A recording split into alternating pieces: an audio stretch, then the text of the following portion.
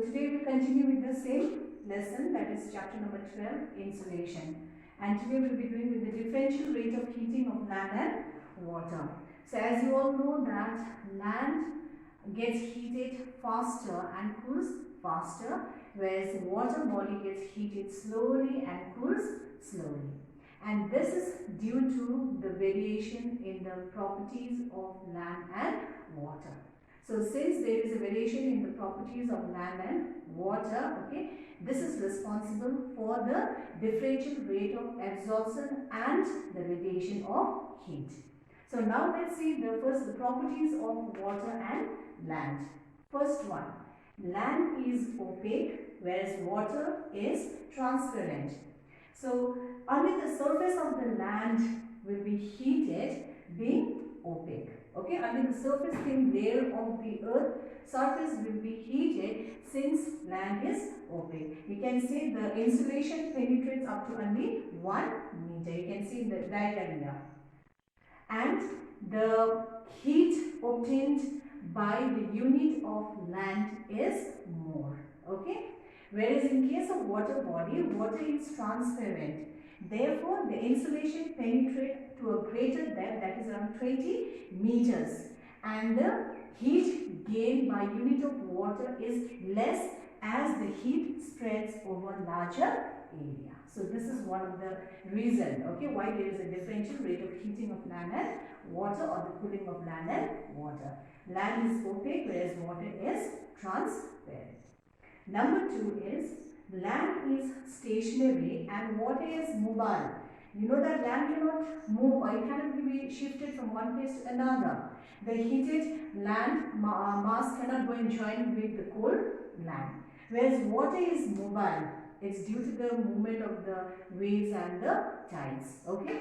So the heated water, that is the water mass, can easily go and join the cold water. So therefore, land, it gets heated faster, cools also faster, whereas water body, it gets heated slowly and cools slowly. So this is the second reason. Third one is specific heat of water is 1.0 and the specific heat of land is 0.2. Now what is the specific heat? It is the amount of heat required to raise the temperature of a body or the substance. So since the specific heat of water is 1.0, so therefore it gets heated slowly, okay, and cools also slowly. Whereas the specific heat of land is 0.2 and therefore it gets heated faster. So these are the three properties of water and. So now let's see the factors affecting the temperature of a place. So there are 6 factors, okay, affecting the temperature of a place. Number 1, latitude. Number 2, altitude. Number 3, distance from the sea. Number 4, slope of the land. Number 5, influence of the ocean current. And number 6, wind. Now let's study in detail. Latitude. Now how latitude affects the temperature of a place?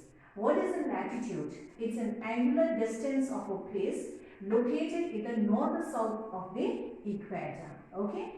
So now how does latitude affect the temperature of the place? Okay. So as you know that the temperature decreases as we move away from the equator, and this is due to the spherical shape of the earth and its annual revolution around the sun. That's the first point. Then number 2 is the sun rays strike the earth's surface at varying angle of incidence. Why? It's also due to the spherical shape and also the inclination of the earth axis. That's why you know the torrid zone, a zone located between the Tropic of Cancer and the Tropic of Capricorn, it receives the vertical rays of the sun and therefore it is the hottest zone. But as we move away from the equator, that's a little away from the tropic, the sun rays fall in the slanting position, or we say the oblique rays. And these oblique rays will travel a longer distance and also it will heat a larger area. That means the heat gets spread and therefore the intensity of heat is less in case of the oblique rays. So these are the two factors, okay, that indicate higher the altitude, higher the latitude, the colder the place is, or the place become colder, okay. So now let us move on to the second one, altitude. This is latitude and this is altitude. Now what is altitude? It is the height of the place above the mean sea level. And the altitude of the place and the temperature are interrelated. So now let us see the point, okay. So the temperature decreases with increasing height. That means as we go higher and higher, the temperature starts decreasing. So what's the factor behind it? The first factor is, as you know, the atmosphere is mostly heated from below. That means it traps more of the terrestrial radiation as compared to the insulation. So number one is the atmosphere is mostly heated from below. Okay, so that you have to remember. The main reason is for the decrease of temperature with the height is that the atmosphere is heated from below, that is more by the terrestrial radiation than by the incoming solar radiation. That's the first point. Then the second point is the air on the surface, okay, of the earth is denser.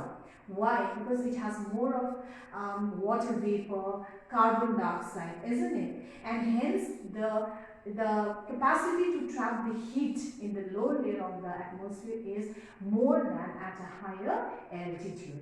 So therefore, as we go higher and higher, the temperature decreases. Now, at what rate the temperature decreases with the increase in height? The temperature goes down. Okay, there is a fall in the temperature. That means as we climb up 166 meters of height, okay, 166 meters of the height, the temperature goes down. The temperature goes down by 1 degree Celsius. So please remember this. So as we climb up by 166 meters of height, the temperature decreases by 1 degree Celsius. And this is known as the normal lapse rate of temperature.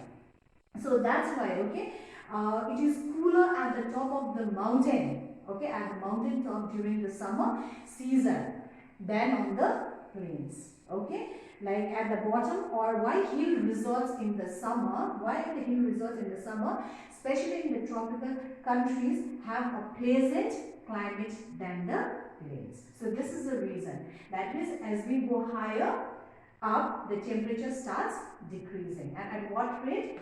166 meters of height, the temperature goes down by 1 degree Celsius. So this is known as a normal lapse rate of temperature.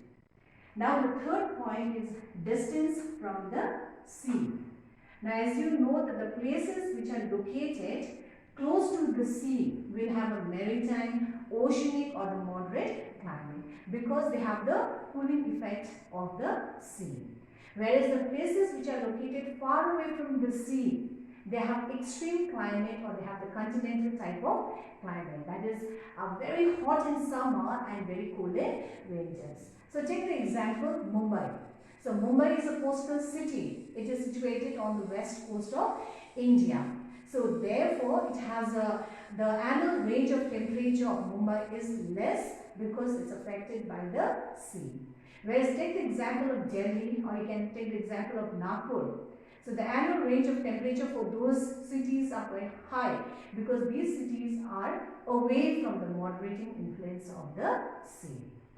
Then next one is the slope of the land. Okay.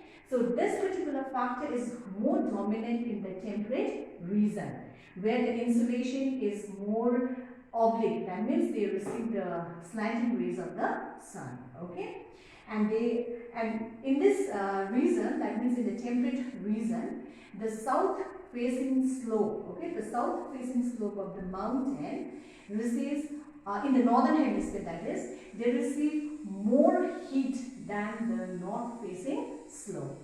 Okay, the south facing slope will receive more heat than the north facing slope. So therefore, since they receive the south facing slope of the region of the mountain is receiving more heat, the settlement and the vegetation is more in that region. Whereas on the other side, that's a north-facing slope, since they receive less heat, the amount of vegetation and the settlement is also less. Okay, and this is especially the important factor in the temperate region. Then next one is the influence of the ocean current. So as I've already done this in the hydrosphere, isn't it? The warm ocean current will have a warm effect on the place wherever they move. And the cold current will have a cooling effect, or they make the temperature lower than the normal wherever they pass. Okay, so that is in case of the influence of the ocean current. And the air above the warm current will also have a greater capacity to pick the moisture, and therefore those unsure winds are able to produce more rainfall.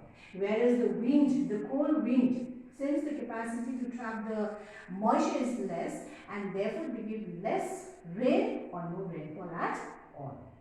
Then next one is the number 6 is your wind. So especially the prevailing wind. Now what is the prevailing wind? These are the wind that blows in the same direction throughout the year. They blow in one steady direction throughout the year. And these wind, okay, are also responsible for affecting the temperature of the place. Like warm wind will tend to raise the temperature of a place wherever they blow. And if the wind is blowing from the colder place, if the wind is cold, they tend to lower the temperature, or they make the place colder. So these are the different factors affecting the temperature of a